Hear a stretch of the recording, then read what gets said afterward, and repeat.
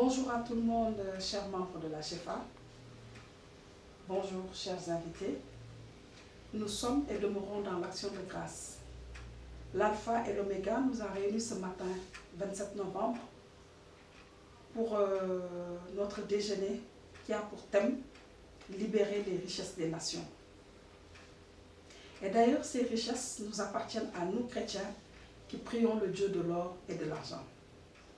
Le bureau de la CHEFA, par ma modeste voix, vous souhaite la bienvenue dans les somptueux locaux de l'hôtel Océan. Cette cellule, depuis sa création, est dirigée par Papa Alain Sarr, Lino et moi au sein de la coordination. Le secrétariat général est géré par notre doyen Jean-François, Papa officier. Les affaires sociales par notre Tatichou, comme nous aimons l'appeler affectueusement, Tata Viviane Taylor. Notre CAC, commissaire au compte, Maman Yvette Agossou, communauté. Maman Moudjine, notre grande trésorière qui abat un grand travail de titan, s'occupe de tout ce qui est aspect finance et la gestion des comptes. Et il n'est plus à présenter notre James International qui s'occupe de tout ce qui est aspect communication. Ce jour, chers invités, est un jour spécial pour la CHEFA qui souffle sa première bougie. Depuis 1 an, Jésus-Christ, par sa grâce et par la puissance du Saint-Esprit, nous aide à mettre en action la très grande vision de notre Padre, le prophète Élie Diatta.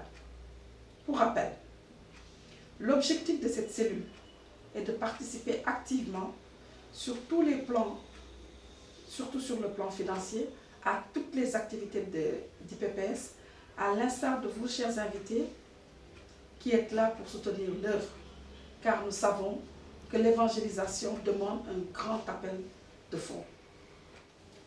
Par rapport à notre activité, nous pouvons dire que cette année, nous avons eu à abattre un grand travail. Nous avons un rapport d'activité qui est très riche. C'est une joie pour nous, membres de la CHEFA, d'entendre de la bouche de Madame Santana, notre présidente d'IPPS, je le cite, « CHEFA est un bébé qui a grandi très vite. Gloire à Dieu. » Nous avons eu à faire pas mal d'activités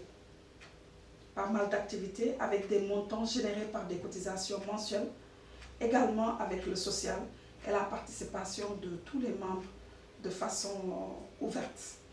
Dans l'ensemble, pour un bébé, on dira qu'on a fait un bon travail pour une première année. Nous sommes bien structurés, chers invités. Et dans chacune de nos feuilles de route, il figure des règles de confort, comme l'écoute, la confidentialité, la bienveillance et surtout l'empathie. La CHEFA, chers invités, est un noyau dur de 40 membres autour d'une team engagée qui est le bureau, qui partage les mêmes valeurs. Et l'une de nos principales valeurs est la recherche effrénée de la culture de l'excellence. Car, chers invités, nous devons refléter la gloire de Dieu sur cette terre des hommes, sur tous les plans de nos vies respectives. Ce concept-là fait partie de nos principaux leviers. Et nos forces au niveau de la CHEFA, c'est surtout la solidité. La solidité, la solidarité et surtout l'ouverture. Nous sommes nés pour régner, nés pour impacter. Avec Jésus-Christ, nous restons convaincus que nous ferons des exploits. Nous sommes le sel de la terre et la lumière du monde. Il n'y a pas de raison que nous ne réussissions pas. Actuellement, nous sommes à notre premier stade de palier, qui est de se réunir. Et nous devons franchir le deuxième palier, c'est-à-dire rester ensemble. L'objectif qui a été décliné cette année, c'est de bien travailler pour gagner le monde avec Jésus-Christ en étant prospère à tous égards, comme prospère l'état de notre âme, le déclare la Bible dans Jean 3, versets 1 et 2.